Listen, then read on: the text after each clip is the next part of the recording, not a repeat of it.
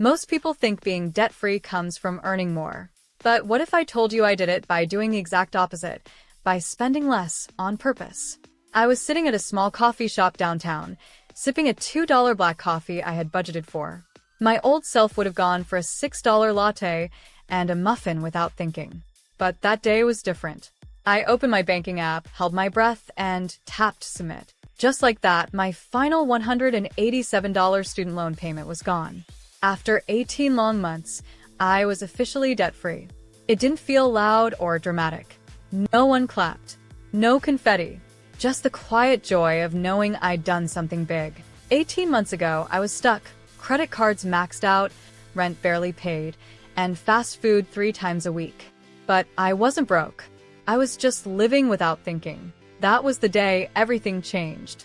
Not when I got a raise. Not when I won anything. But when I decided to live with less and ended up with so much more. 1. The breaking point. When the convenience tax took over my life. It all hit me one night while looking at my bank account. I had made over $3,000 that month, but my balance was almost zero. That's when I realized I'd fallen into what I now call the lifestyle inflation trap, spending more just because I earned more. My money was disappearing into hidden expenses and thoughtless spending habits that felt normal. That realization flipped a switch, and I knew I couldn't keep living this way. I ordered food instead of cooking, paid for rides instead of walking, subscribed to apps I forgot I had. I was spending money just to save time, but the time I bought didn't even make me happier. A report I read later said the average person now spends over $1,400 a month on non-essentials. That was me 100%. That night, I realized I wasn't bad with money. I just wasn't paying attention. I had let comfort steal my cash. And that was the moment I knew I had to change. Number 2. The real psychology of frugality. Not cheap, just intentional.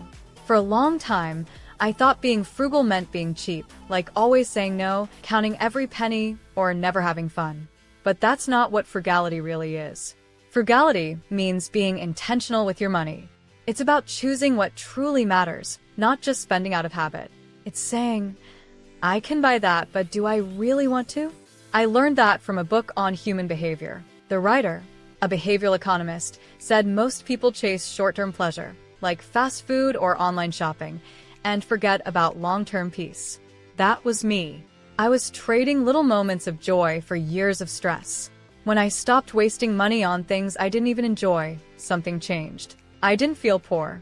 I felt powerful. I started calling it frugal fluency, like learning a new language of smart spending. Every dollar I saved had a purpose. Not to sit in the bank forever, but to buy me freedom. Freedom from debt, freedom to travel, freedom to breathe.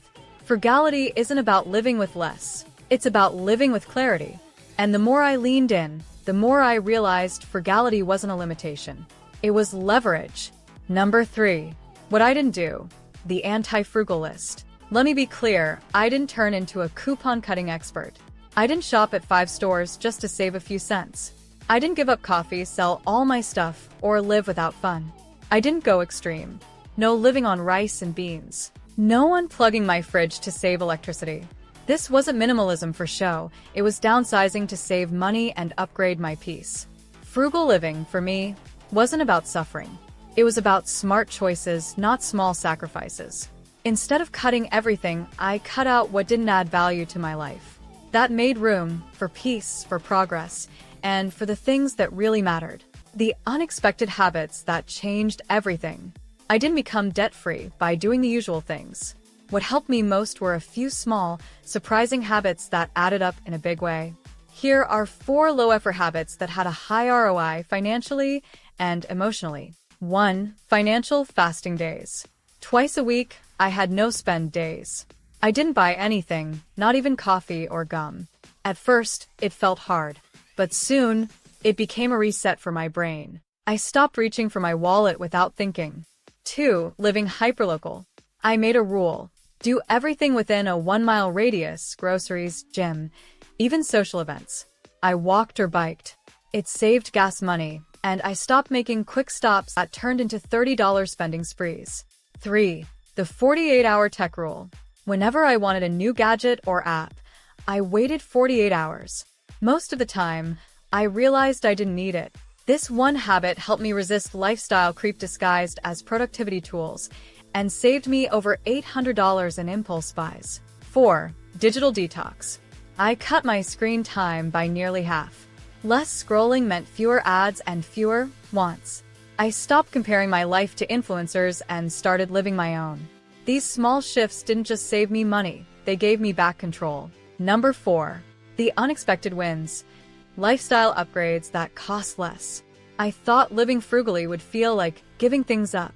But, to my surprise, my life actually got better and cheaper. First, I learned how to cook. Not fancy meals, just 5 basic ones I really liked. Stir-fry, pasta, breakfast wraps, sheet pan chicken, and a one-pot veggie stew. These became my go-to meals. Cooking saved me hundreds of dollars a month, and I felt healthier and more confident in the kitchen. These weren't just savings. They were stealth upgrades, richer experiences at a lower cost. Next, I found something amazing in my city, a tool library. Instead of buying things like drills or saws, I could borrow them for free. I used it to fix small things around my apartment and even helped friends do the same. It saved money and gave me a new skill. And instead of going out to expensive bars or brunches, I started a book club with 2 friends. We met at each other's homes, made tea, and talked for hours. Free, fun, and full of connection. Frugal living didn't shrink my world. It actually made it richer.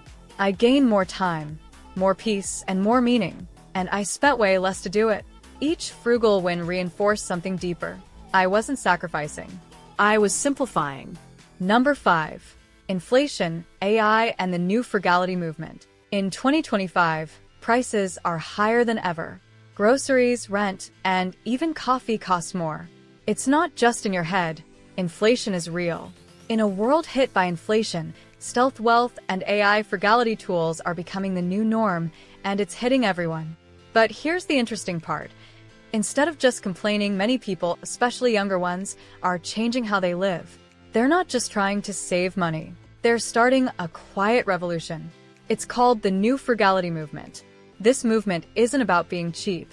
It's about being smart, using tech wisely, and focusing on what really matters. For example, I started using AI meal planners like Whisk. It helps me build weekly shopping lists based on what I already have. Less food waste, fewer random store runs, more savings. According to a recent Forbes article, 61% of people under 35 say frugality is part of who they are now. It's not just about saving money. It's about having more control, more time, and less stress. This isn't budgeting by force. It's lifestyle design powered by smart tech. We're not going backward. We're just living smarter. In a world where everything seems to be getting more expensive, living frugally is becoming a superpower, and the future is all about spending with purpose. Saving money helped my bank account, but it also helped my mind. Before, I always felt stressed. I worried about bills, credit card payments, and surprise expenses. Even when I made more money, the anxiety stayed. It felt like I was always running but never catching up. Now I feel calm. I know where my money goes. I have a plan. I sleep better. I enjoy quiet things like reading, cooking, or going for walks. Things I used to ignore because I was chasing the next big buy. The biggest change? I see myself differently now. I'm not someone who's just trying to survive. I'm someone who builds a strong life, step by step. Money used to control me. Now I control it. Frugality didn't just change my budget, it changed how I feel, how I think, and how I live. The truth is, good habits grow just like savings do, slowly, then all at once. The sooner you begin, the more peace and control you'll gain. When I look back, I see that this journey wasn't just about money. It was about changing how I live by default. I used to believe more spending meant a better life. But now I know the best things, peace, time, purpose, often come from spending less, but smarter. Living below my means didn't shrink my life. It expanded it. It helped me escape lifestyle inflation and step into real financial control. Living frugally didn't make my life smaller. It made it clearer, calmer, and more mine. Want to learn how real people are building quiet wealth and achieving financial success? Then watch this video next. Don't forget to like, comment, and subscribe to the channel to see more content like this. Thanks for watching, and I'll see you in the next video.